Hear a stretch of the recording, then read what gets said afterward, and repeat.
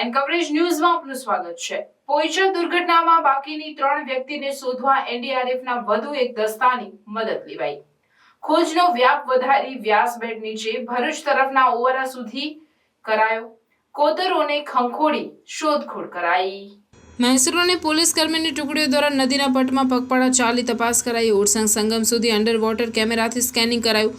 પોઈચા નજીક નર્મદા નદીના ત્રિવેણી સંગમ ખાતેથી પાણીમાં ગરકાવ થઈ ગયેલા પરિવારમાંથી 4 વ્યક્તિના મૃતદેહ મળી આવ્યા। બાકીના 3 હતભાગીઓની શોધખોળ છેલ્લા 48 કલાકથી પણ વધુ સમયથી ચાલી રહી છે। આ કરુણાંતિકાની સ્થિતિને ધ્યાને રાખીને નર્મદા જિલ્લા વહીવટીતંત્ર દ્વારા નેશનલ ડિઝાસ્ટર રિસ્પોન્સ ફોર્સની વધુ એક ટુકડીને મદદ માટે બોલાવવામાં આવી છે। આ ઉપરાંત નર્મદા નદીમાં ભરૂચ તરફના ઓવારા સુધી તપાસ વિસ્તારવામાં આવી છે। બચાવ કામગીરીનું સંકલન કરી રહેલા નાંદોદ પ્રાંત અધિકારી ડોક્ટર કિશનદાન ગઢવીએ જણાવ્યું કે તારીખ 16ના રોજ બપોરે 2 વાગ્યે આ કામગીરીને 50 કલાક જેટલો સમય થયો છે। એનડીઆરએફ, રાજપીપળા, વડોદરા, ભરૂચ અને કરજણ પાલિકાની ટીમો દ્વારા શોધખોળનો વ્યાપ વધારવામાં આવ્યો છે। ઘટના સ્થળથી હઠીવાસમાં ભરૂચ તરફ વ્યાસબેટથી નીચે ઓવારા સુધી ટીમો દ્વારા બોટ મારફત તપાસ કરવામાં આવી રહી છે। કલેક્ટર શ્વેતા તેવતિયા, એસપી પ્રશાંત સુંબે બચાવ કામગીરીનું નિરીક્ષણ કરી સ્થિતિનો તાગ મેળવ્યો અને એનડીઆરએફની વધુ એક દસ્તાને બોલાવવાનો નિર્ણય કર્યો। એના પગલે એનડીઆરએફની વધુ એક ટુકડી બચાવ કામગીરી માટે આવી પહોંચી। હાલમાં એનડીઆરએફની 2 ટુકડીઓ 5 બોટ સાથે શોધખોળ કરી રહી છે। એક ટુકડીમાં 22 જેટલા જવાનો સામેલ છે। આ ઉપરાંત વડોદરાની 2 બોટ, ભરૂચ અને કરજણની 1 તથા 4 સ્થાનિક નાવડી મળી કુલ 13 બોટ આ કામગીરી કરી રહી છે। આજે સવારના 6:30થી એનડીઆરએફ દ્વારા અને 7 વાગ્યાથી જે આપણે ફાયરની અલગ અલગ ટીમો છે એના દ્વારા સર્ચ એન્ડ રેસ્ક્યુની ઓપરેશન્સ ચાલુ છે। એમાં એનડીઆરએફની એક ટીમને સવારના 9:20 જેવી મૈત્રક ભરતભાઈ બલદાણિયા, ઉંમર વર્ષ 15, એમની એક બોડી મળી આવી હતી। બોડીની અહીં કિનારા ઉપર લાવીને હોસ્પિટલ મોકલી આપવામાં આવેલ છે।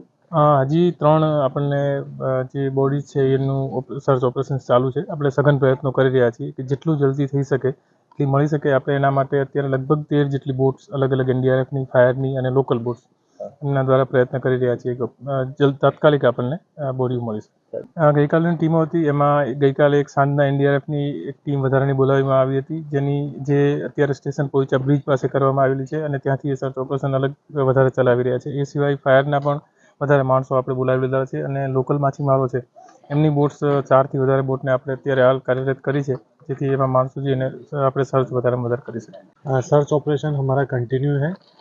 एसडीएम सर के इंस्ट्रक्शन से हमें बहुत बेनिफिट मिला है। यहाँ पे कल रात को भी यहाँ के लोकल एडमिनिस्ट्रेशन के साथ हमने 9:30 बजे तक सर्च किया।